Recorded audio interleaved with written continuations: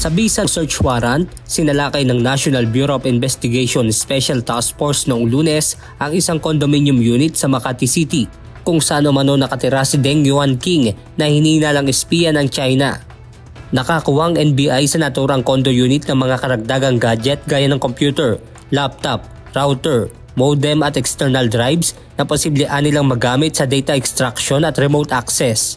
Yung mga gamit na nakuha, obviously, pwede siyang makakonect sa internet at pwede niyang magamit for remote access, no?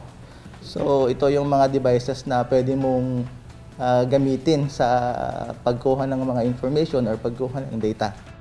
Bukod sa gadgets, iimbestigahan din ng NBI ang mga nakuhang deposit slip. Titingnan ho natin kung ito ay personal na transaction ba or ito ay mga transaction na may kinalaman dun sa activity nila dati.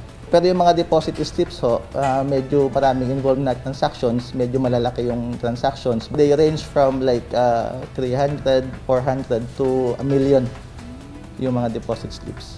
Matatandaan na naaresto ng NBI si Deng kasama ang 2 Pilipino noong January 17 sa loob ng isang sasakyan na may lamang high-tech device na gamit umano sa pang-espiya.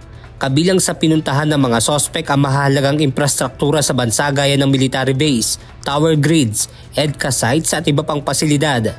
Sa ngayon ay hawak na ng Makati Regional Trial Court ang naturang kaso.